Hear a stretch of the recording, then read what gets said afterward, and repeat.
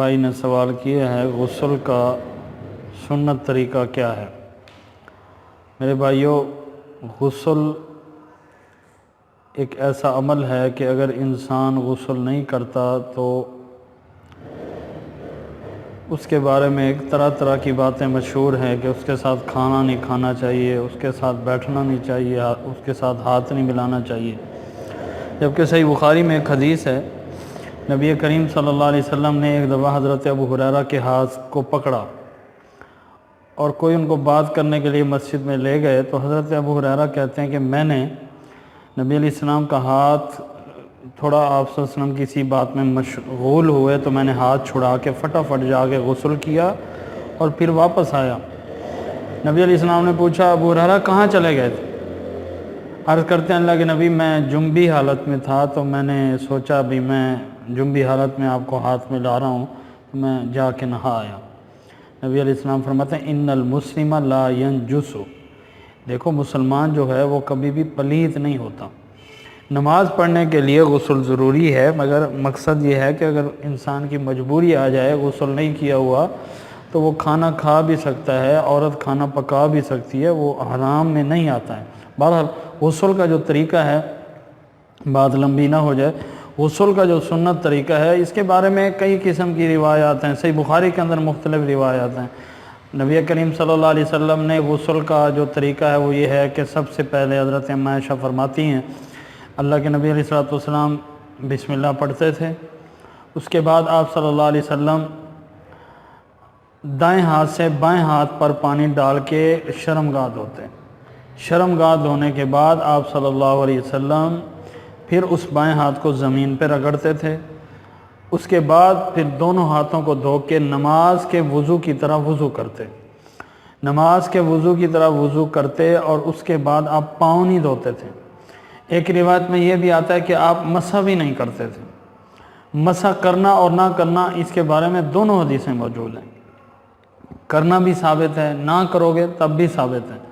آپ صلی اللہ علیہ وسلم ایک دفعہ بلکہ حضرت عبداللہ بن عمر رضی اللہ تعالیٰ نے مسح کو ضروری قرار دیا تو حضرت اماں عائشہ کو پتہ چلا تو انہوں نے پیغام بھیجا تھا عورتوں کے یعنی مسح کرنے کے متعلق، جو انہوں نے کہا تھا کہ عورت ہر صورت بال کھولے، بلکہ مسح نہیں بال کھولنے کا۔ تو یہاں ضمناً یہ بات بھی ہو جائے کہ عورتیں جو چٹیاں بنائی ہوئی ہوتی ہیں بڑی محنت کے ساتھ، تو اس کو کھول کے پھر دھونا پھر بنانا ذرا مشقت ہوتی ہے، تو انہوں نے یہ کہا تھا، عبداللہ بن عمر سے کسی نے مسئلہ پوچھا تو انہوں نے کہا جناب یہ عورت کو ہر صورت اپنے بال کھول کے نہانا چاہیے۔ اماں عائشہ صدیقہ رضی اللہ تعالیٰ عنہ کو جب پتہ چلا تو انہوں نے کہا کہ میں نے نبی علیہ السلام سے سنا تھا کہ اتنا ہی کافی عورت کے لیے کہ 3 چلو پانی کے لے اور اپنے سر پہ ڈال لے، بس اتنا ہی کافی ہے، یعنی انگلی اندر مار لے، خلال کر لے، بالوں کو کھولنا، سارے بالوں کو کھولنا کچھ ضروری نہیں ہے عورت کے لیے۔ اور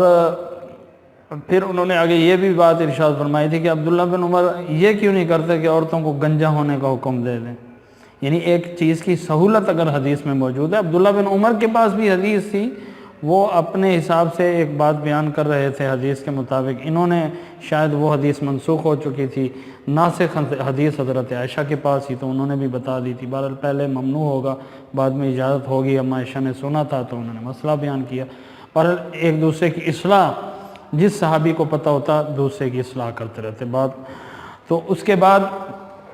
آپ نے 3 چلو پانی کے لینے ہیں، اس کو اپنے سر پہ ڈال کے نا انگلیوں کے ساتھ خلال کرنا ہے، یعنی انگلیاں اپنی بالوں کی جڑوں تک لے کے ایسے گھمانی ہیں۔ ایک حدیث میں یہ بھی صحیح بخاری میں حدیث میں نے دیکھی ہے کہ نبی علیہ السلام پانی میں ایسے انگلیاں ڈبو کے ان کو پھر خلال کرتے، خلال کرنے کے بعد پھر آپ صلی اللہ علیہ وسلم پورے جسم پہ پانی بہاتے اور آخر میں پاؤں دیتے۔ یہاں ایک بات یاد رکھیں، آپ نے نماز کے وضو کی طرح وضو کیا ہے، اس میں آپ مسح بھی کر لیں، نہیں بھی کریں گے تو آپ نے پانی ڈال لیا، خلال کر لیا، وہ کافی ہو جاتا ہے۔ اس کے بعد آپ نے جسم پہ پانی بہایا، نہائے ہیں، اگر اس دوران آپ کا ہاتھ شرمگاہ کو نہیں لگا ہے، پھر آپ نے آخر میں پاؤں دھوئے ہیں تو آخر میں وضو کے بعد والی دعا پڑھو اور اسی غسل کے وضو کے ساتھ آپ کی نماز ہو جائے گی، ٹھیک ہے نا۔ اس کے لیے علیحدہ سے وضو کرنا یہ کوئی ویسے فضیلت کے طور پر کوئی کرنا چاہے اور بات ہے، ورنہ اسی غسل والے وضو سے اس کی نماز بھی ہو جائے گی۔ یہ ہے سنت طریقہ۔ اللہ سے دعا اللہ میں عمل کی توفیق دے۔ السلام علیکم۔